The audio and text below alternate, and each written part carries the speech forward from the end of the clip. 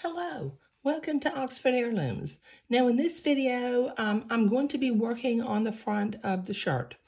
Okay, now the pattern directions tell me to start creating the pleated fabric for the front of the shirt now. But in the past when I've made this, I've had trouble with my pleated panel being the same length as the bottom of my yoke. So I'm going to make another executive decision, and I'm going to put my pattern instructions off to the side for a minute, and I'm going to work on the front yoke piece. Now what I have done so far is I made a little blue dot where the button needs to be sewn on. I have also made a little blue dot at the fold of the front of the yoke piece, both near the top and near the bottom. Okay, now I want to do entredot seams at my shoulders and also at this joint where the pleated panel will connect to the yoke. So I'm going to work on my entredot next. Okay, now the shoulder seams have a 1/4 inch seam allowance, and the joint between the yoke and the pleated panel has a 1/2 inch seam allowance. So I'm using two different types of entredot. I will use 1/4 inch seam allowance entredot up at the shoulders, and I'll use 1/2 inch seam allowance entredot at the bottom. You'll see what the entredot looks like in just a minute. Okay, I'm going to sew these two pattern pieces. Don't wiggle around and crawl on top of one another. I'm putting a couple of pins or a few pins into the yoke piece before I get started. Now I'm going to use my drafting triangle because at one point I need to have my pleated panel and my collar and my yoke piece all lined up along the center. So I'm going to quickly, using my drafting triangle, I'm simply drawing a line down the center of the garment, and I will leave that there. Okay, so I think what I'll do, I've got my sewing machine set to a standard straight stitch, and as I've mentioned before, I've got two different widths of entredot. I've got one with a 1/2 inch seam allowance and one with a 1/4 inch seam allowance. So I'm going to use the 1/4 inch seam allowance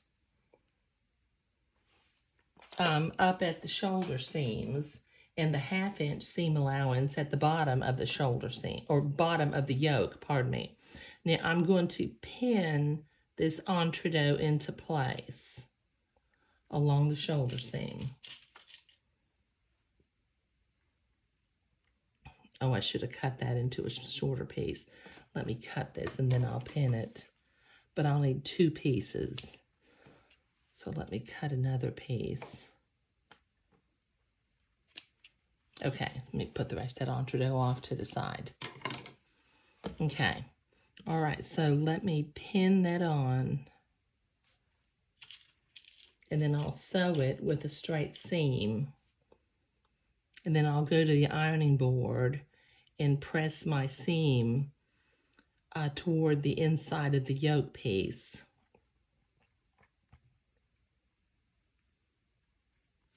And come back and zigzag. But I'm going to get all my entredot pinned on first. So I've got it all in the right places.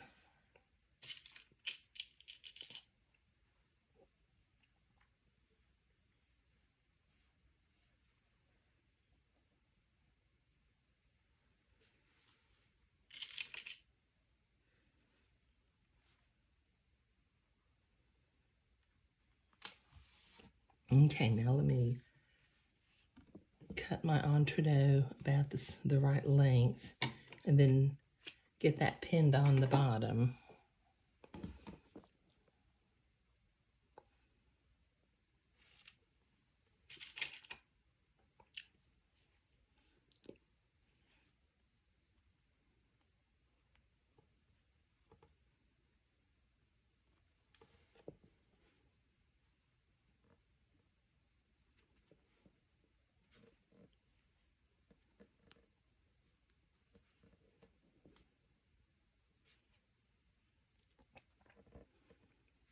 Got 2 more pins and I think I'll have it done.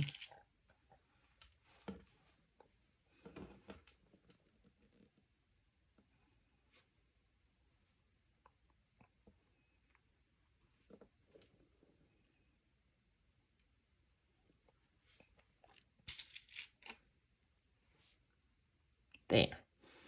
Okay, now I will sew Entredo on using a straight stitch. Let me see if I can zoom in a little bit.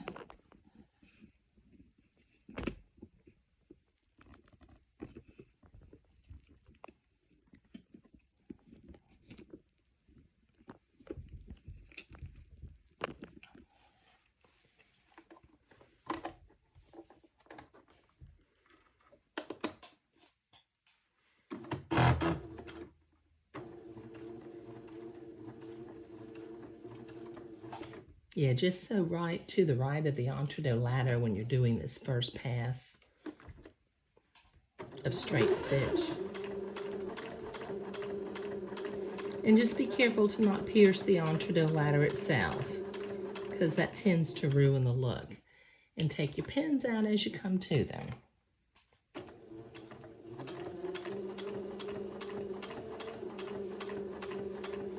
Okay, this is going to take me a minute to get all 3 pieces of Entredo sewn on with a straight stitch, so I'll be right back. Okay, I've got the Entredo sewn on at the shoulder seams and up at the bottom of the yoke. So I'm going to go ahead and take my pins out, and I will go to the ironing board and press the seam allowances towards the inside of the yoke piece.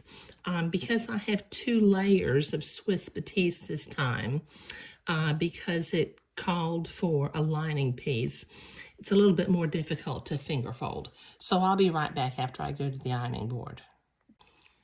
Okay, I've been to the ironing board and I have my seams pressed toward the inside. Now I have my machine set for a zigzag in the appropriate stitch length and stitch width for sewing Entredo. Now I'm going to come back with the second pass and zigzag this Entredo into place. Just going into the fold of the fabric on the left and the Entredo hole on the right.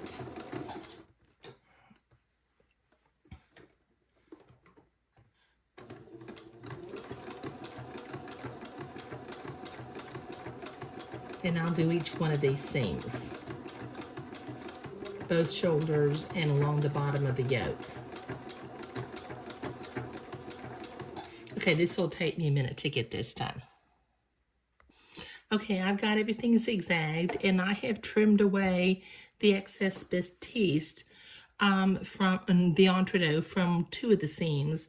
Now using my specialty scissors, I will cut away the excess batiste on the second shoulder seam, just cutting close to the zigzag line. And since I'm using these specialty scissors, I will put a link down below in the video description. If you don't have a pair and you'd like to order a pair, you can order a pair because I don't think they're available in the big box stores. Okay, so this completes the prep work on the front yoke piece. I'm not going to sew my buttons on until later because they might be in my way. But in the next video, we'll begin to work on the pleated panel for the front of the shirt. And I'll show you how I do that because, like I mentioned earlier, I have had trouble with the panel not turning out to be the right size. Okay, thank you.